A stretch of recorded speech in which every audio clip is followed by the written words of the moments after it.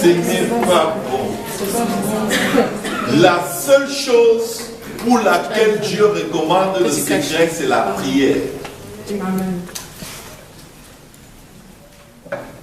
Il dit, si tu veux prier ton Père qui est dans les cieux, va dans ton lieu secret et ferme la porte derrière toi. Mais il dit, tout ce qui est dit dans le secret sera révélé au grand jour. Tout ce qui se dit dans les ténèbres seront révélés à la lumière. Donc si tu as des secrets, j'ai une bonne nouvelle pour toi.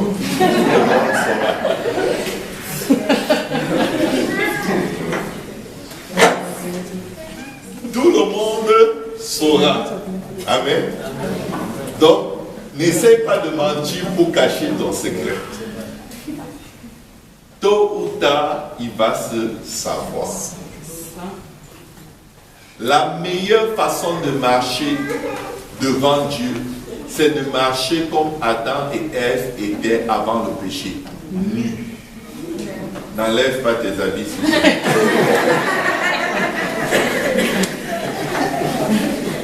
Ça veut dire sans secret. Amen.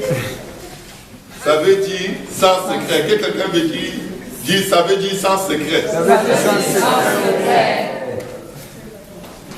Tu peux avoir des secrets avec les hommes, mais avec Dieu, dis-lui tout. Amen. Dis-lui tout. Dis-lui tout. Amen. Ne cache pas à Dieu ce que tu as fait.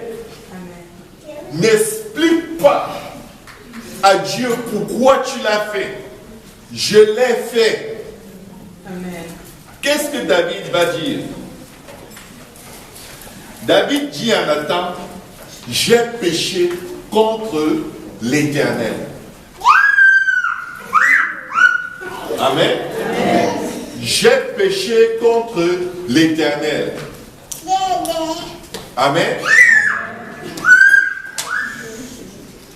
Il faut parler devant Dieu, tu dis, Seigneur, pardonne-moi parce que je me suis encore retrouvé en train de calomnier sœur Cécile parce qu'elle m'a énervé. Elle m'énerve toujours, il fallait que je parle à quelqu'un.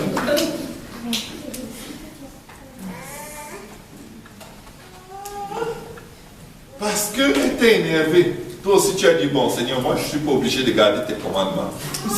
Il faut que je me défoule bien quelque part. Tu l'as calomnié. Amen. Amen. Dieu veut seulement que tu confesses ce que tu as fait. Amen. Il ne vient pas en jugement contre toi. Dieu veut juger ton péché. Il ne veut pas te juger. Il passe ton péché en jugement. Et vous savez quoi? La Bible dit, mes petits enfants, ne péchez point. Mais si l'un d'entre vous a péché, nous avons un avocat auprès du Père, Jésus-Christ le juste, qui est une victime expiatoire pour nos péchés, et non seulement les nôtres, mais aussi ceux du monde. C'est pour te dire, mon frère, ma soeur, qu'il n'y a pas un péché sur la terre que Dieu ne peut pas pardonner. Amen. Ça n'existe pas. Amen. Le blasphème contre le Saint-Esprit, c'est l'incrédulité. C'est refuser l'œuvre de la rédemption que le Christ a fait à la croix pour toi et pour moi. C'est la seule chose que Dieu ne peut pas te pardonner si tu meurs dans cet état. Mais tant que tu vis, tant que tu respires, Dieu va faire tous les efforts pour t'amener à la repentance qui te conduira au salut. Tous les jours de ta vie, l'effort de Dieu, c'est de t'amener à un endroit où tu vas être honnête avec lui. Où tu vas juste lui dire la vérité par rapport à ce qui tu es et à ce que tu fais qui n'est pas bien. Amen. Tu étais menteur, quand tu vas en prière, ne dis pas Seigneur, délivre-moi du mensonge. Dis Seigneur, je suis un menteur. Je n'arrête pas de mentir. Fais même l'effort de lui dire quand tu as menti pour la dernière fois. Je vais te dire, Et je te dis, si tu gardes cette attitude par rapport à chaque détail dans ta vie, l'Esprit de Dieu va tellement frustrer ta chair que tu n'auras plus le courage de le refaire. Amen. Est-ce que tu as déjà confessé un péché à Dieu? Tu sens une notion qui tombe sur toi. Tu sens comme des frissons qui t'envahissent parce que tu as confessé. Et le Saint-Esprit témoigne, tu es enfant de Dieu. Amen. Cette sensation-là, c'est oui. Je voulais que tu m'en parles. Amen. Oui. J'ai tellement attendu. J'ai tellement espéré que tu en arrives là. Je suis content. Parce que maintenant, on peut commencer le traitement. Est-ce que quelqu'un peut dire gloire à Dieu? Gloire à Dieu.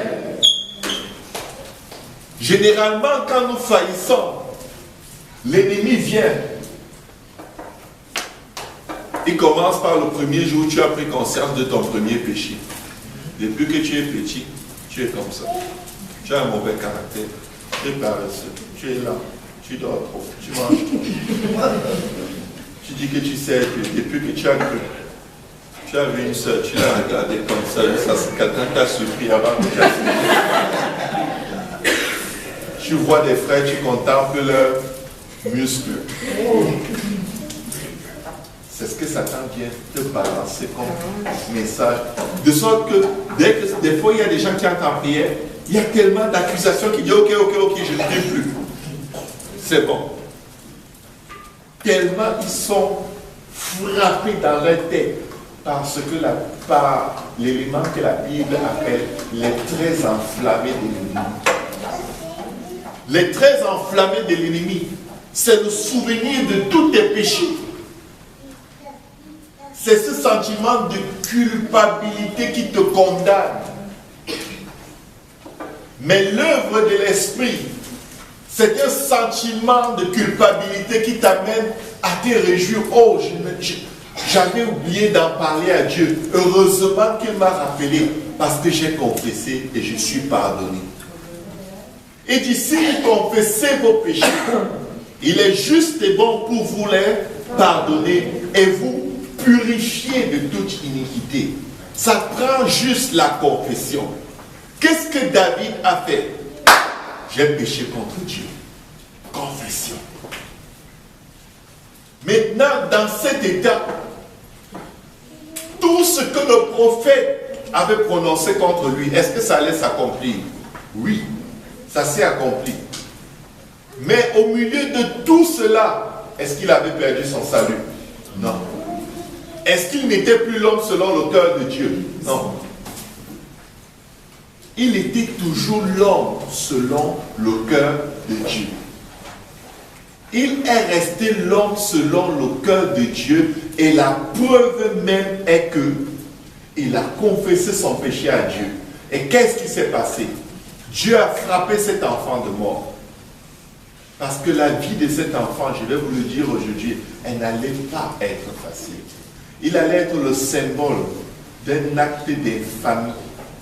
Tu n'as pas envie d'être le symbole d'un acte d'infamie causé dans un peuple. Il allait vivre sa vie, voir les conséquences dont le Seigneur a parlé ici. Et dit, ah mon père, tu avais vraiment mal fait. Maudit soit le jour où je suis né. Il allait en souffrir alors qu'il n'a pas demandé à venir au monde. Mais Dieu a tellement aimé David, et plus encore cet enfant, qu'il l'a pris quand il était encore innocent. Parfois des enfants meurent, on s'afflige, on se roule au sol, on ne comprend pas les voies de Dieu. C'est une délivrance parce qu'il y a des iniquités des parents qui ne sont toujours pas convertis, qui guettent ces enfants. Parce que la Bible dit que Dieu punit les péchés des parents sur les enfants jusqu'à une certaine génération. Je ne sais pas si c'est la 4e ou la 5e génération. C'est pourquoi nous parlons de la nouvelle naissance comme étant une régénération. Tu es coupé de la génération de la malédiction de ta famille pour être greffé à la génération de la bénédiction d'Abraham qui passe par Jésus-Christ. Et c'est pourquoi la Bible te dit dans Romains chapitre 6 que tous ceux qui ont été baptisés en Jésus-Christ sont devenus une même plante avec lui. Et Romains au chapitre 11 nous dit que nous sommes les branches sauvages qui ont été greffées à l'arbre. Quand tu es baptisé dans le nom de Jésus-Christ, c'est en fait un processus où Dieu t'arrache d'un arbre maudit, l'arbre de la connaissance du bien et du mal, auquel tu appartiens à cause du péché d'Adam et Ève. Dieu vient te couper comme branche de cet arbre parce que tu vis dans le bien et dans le mal. Tu pratiques le mal. Dieu vient, il t'enlève. Tu es une branche de cet arbre maudit. Il t'enlève. Et quand on dit baptisé au nom de Jésus-Christ, il te greffe à l'arbre de la connaissance.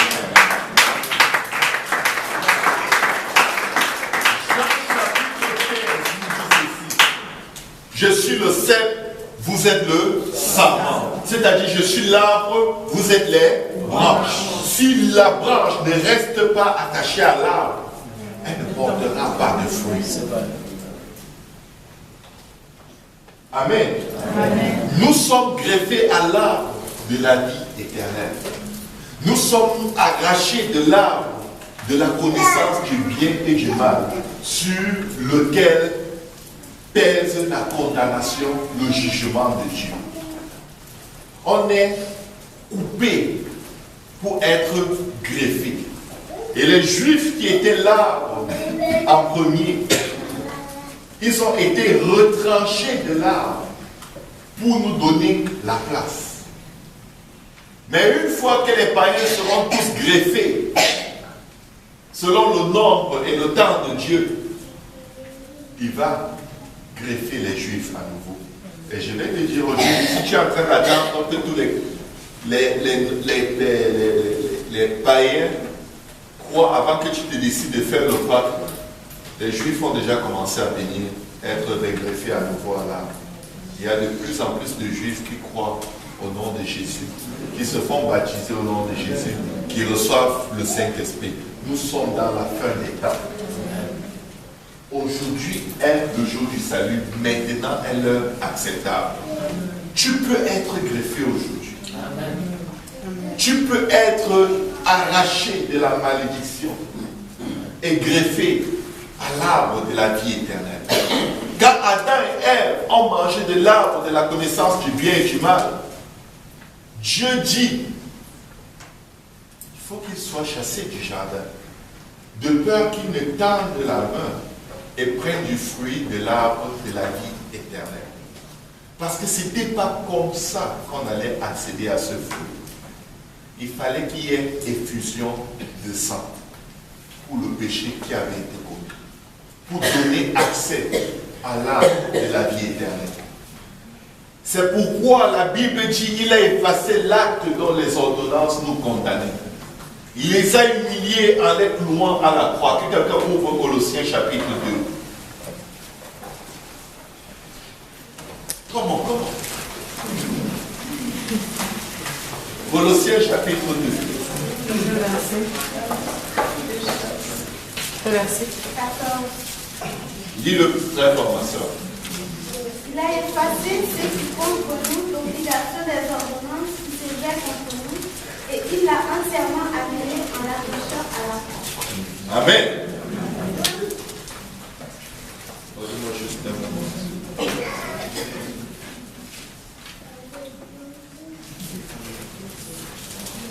La Bible nous dit en effet ceci.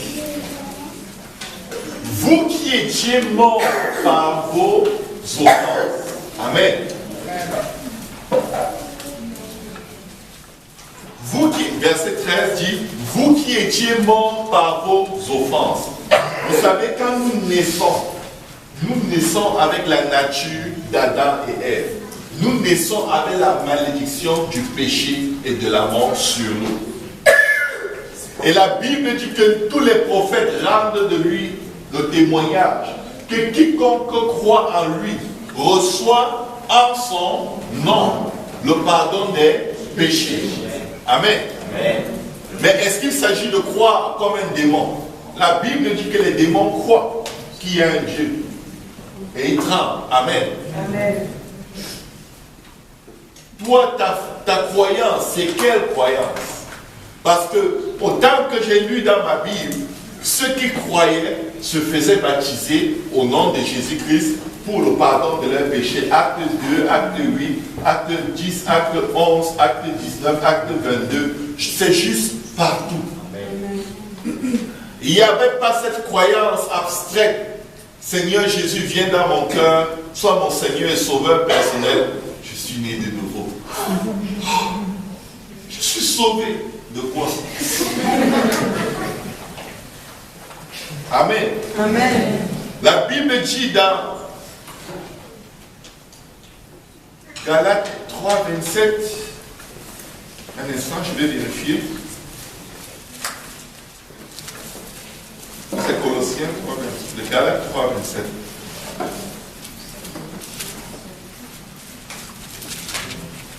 Quelqu'un peut le lire pour moi? Vous tous qui avez été baptisés en Christ, vous avez revêtu Christ. Vous tous qui avez été baptisés en Christ, vous avez revêtu Christ. Tu ne portes plus la vieille nature du vieil homme qui est condamné. Tu ne portes plus la nature du péché et de la mort. Mais tu portes qui? Christ. C'est pourquoi ton nom change. Amen. Peu importe le nom avec lequel tu es né, tu t'appelles aussi Jésus. Amen. Parce que dans Ésaïe 56, Dieu promet à ceux qui se détournent de leur mauvaise voie pour le servir, il promet de leur donner un nom dans sa maison qui est plus grand que le nom d'un fils. Le nom promis dans Ésaïe 56, c'est le nom de Jésus. Amen. Amen. Et dans Colossiens, pour revenir à Colossiens, chapitre 2, où nous étions, la Bible nous dit ceci, à partir du verset 13. Je vais prendre la partie du verset 9 pour qu'on soit bien situé dans le contexte. Car en lui habite corporellement toute la plénitude de la divinité. Vous avez tout pleinement en lui qui est le chef de toute domination. Amen. Amen. Et de toute autorité. Amen. Amen. Des fois, au lieu de prier pour que une autorité ou ton patron au travail te fasse une faveur, prie pour que Dieu te fasse faveur. Parce que si Dieu te dit oui, personne ne peut te dire non. Amen. Quand Dieu ouvre une porte devant toi, personne ne peut la fermer. Amen. Et quand il la ferme, fait même un pacte avec la mort, la porte ne va pas s'ouvrir. Amen. Il dit ceci, et c'est en lui que vous avez été circoncis d'une circoncision que la main n'a pas faite, mais de la circoncision de Christ, qui consiste dans le dépouillement de la chair. Amen. Amen. La circoncision de Christ consiste dans le dépouillement de la chair. Mais à quel moment est-ce que cela se produit? Qui sait ce que veut dire être dépouillé? Les bandits t'agressent, ils te donnent quelques bons punch. Pendant que tu es étourdi, ils te dépouillent. Ils enlèvent tout ce que tu as. Qu'est-ce que cette circoncision enlève? De quoi es-tu dépouillé? De la nature du vieil homme, de ton péché. En fait, le sang de Jésus-Christ vient et fait une opération de pillage du péché. Il vient piller ton péché, il l'arrache. Amen. Donc quand souvent tu dis Seigneur, pardonne-moi, pardonne-moi, le lendemain tu veux prier. Oh, Seigneur, pardonne-moi encore, ce péché, je n'arrive pas à le prier, pardon. Ce péché n'est plus là.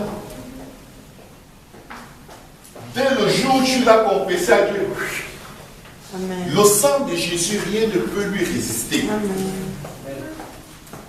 Si tu as été baptisé au nom de Jésus-Christ, il a dépouillé ta chair de la nature du péché et de la condamnation du péché et de la mort qui pèse sur toi.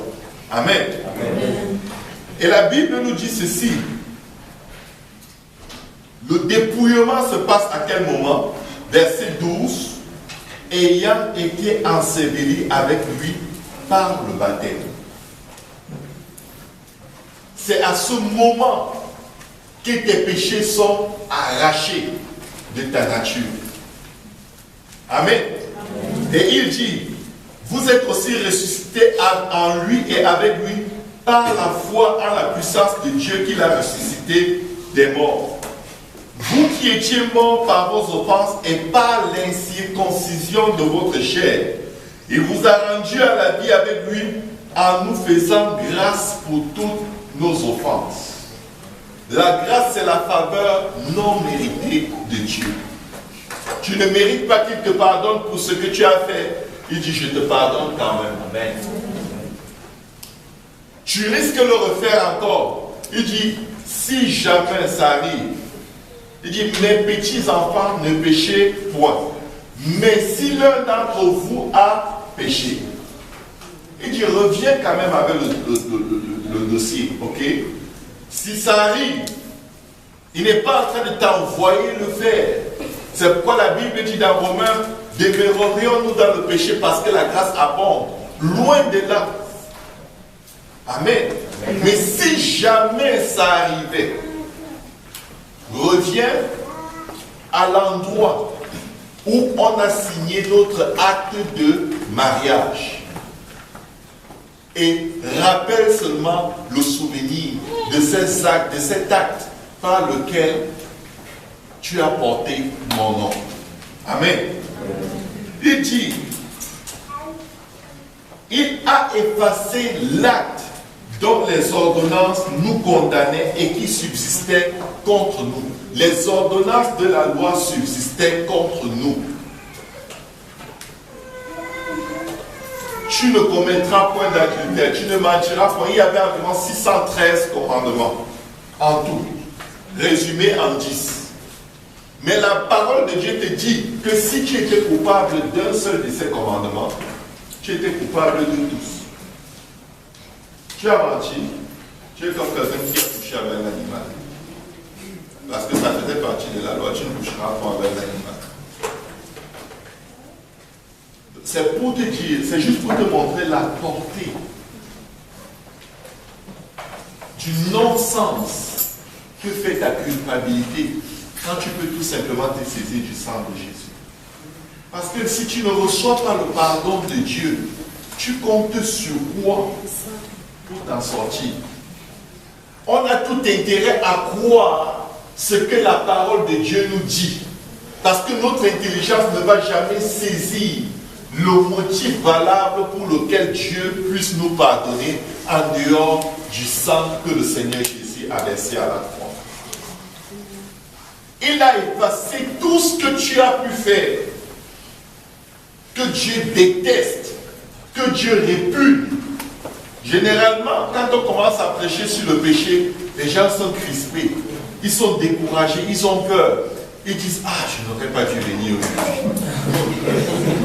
C'est comme si on me guette. Chaque fois que je viens, on parle de ça. C'est sûr que quelqu'un a parlé de moi.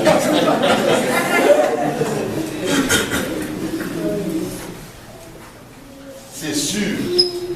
Alors que ça doit être la prédication qui doit stimuler le plus de réjouissance. Parce que peu importe ce que j'ai fait. Qu'est-ce que David dit dans le psaume 51? Je suis né dans le péché.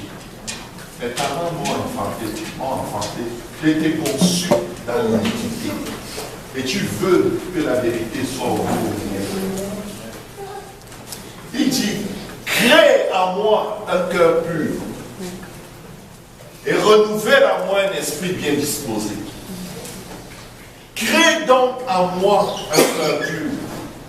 Et renouvelle en moi un esprit bien disposé. Il dit dans un autre passage, sonde-moi et connais-moi.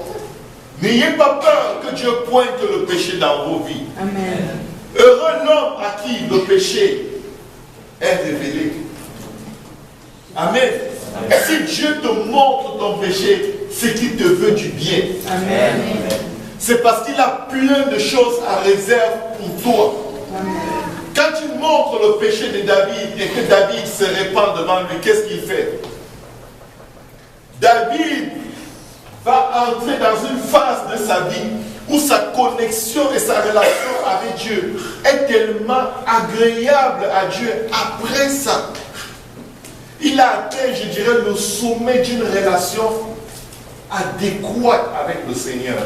Il est arrivé à un niveau d'humilité devant Dieu qu'il n'avait même pas jusqu'au jour où il a fait ce péché. Que l'enfant qu'il va avoir avec Bathsheba, la Bible dit que Dieu aima cet enfant. Comment ça? Mais c'est l'enfant qu'il a eu avec la femme d'Uri qu'il a pris de force. C'est l'enfant qu'il a eu avec une femme suite à un meurtre. De quoi est-ce qu'on parle? Pourquoi est-ce que c'est cette femme adultère que Dieu choisit, avec qui l'homme selon son cœur va avoir un autre enfant qui va être assis sur le trône d'Israël? Pourquoi est-ce que Dieu n'est pas allé chercher une quelconque autre femme? Pourquoi est-ce que Dieu n'a pas dit à David, enlève, sors Bathsheba de ta maison, comme je ne veux plus entendre parler d'elle. Elle t'avait séduit. Pourquoi est-ce que Dieu n'a pas eu la perspective des hommes? Dieu aima sa maman. Amen. Mais pourquoi? Il a été conçu dans la repentance. Il a été conçu dans l'humilité. Il a été conçu dans une dépendance totale à Dieu. Tout ce que tu conçois, tout ce que tu fais pour Dieu, quand tu traverses ta phase de repentance, va prospérer et va durer devant la face du Seigneur jusqu'à la vie éternelle. Il n'y a rien. L'amour que tu donnes à tes frères, à tes sœurs, quand tu marches dans une attitude de repentance devant Dieu, c'est plus précieux devant Dieu que l'amour que tu donnes quand tu es parfait dans toutes tes voies. Quand tu es juste à tes propres yeux. Non, moi je ne fais pas ça. Moi je ne suis pas un calomniateur. L'amour que tu as dans des moments où tu es sûr de toi-même, ce n'est pas la même chose que l'amour que tu as quand tu sens que si ce n'était pas le Seigneur dans ma vie, je ne sais pas ce que je serais. Je ne sais pas ce qu'on ferait de moi. Je ne sais même pas ce que je ferais de moi-même. Parce que je ne suis même pas capable de me supporter moi-même. Il n'y a rien de plus agréable aux yeux de Dieu, de plus beau dans la vie d'un enfant de Dieu. Il n'y a aucun moment aussi sublime dans ta vie, dans ta relation avec Dieu, comme le moment où tu te répands. Parce que je peux te dire une chose, la Bible ne dit pas que quand les saints chantent sur la terre, les anges dansent dans les cieux. La Bible ne dit pas que quand les saints imposent les mains aux malades et guérissent, les anges dansent dans les cieux. Mais la Bible te déclare qu'il y a de la joie dans le ciel pour les anges de Dieu quand un seul pécheur se répand. C'est le moment où il y a le plus de fête dans le ciel quand tu te répands. Amen. Quand on te prêche et qu'on pointe ton péché, les anges commencent à préparer leur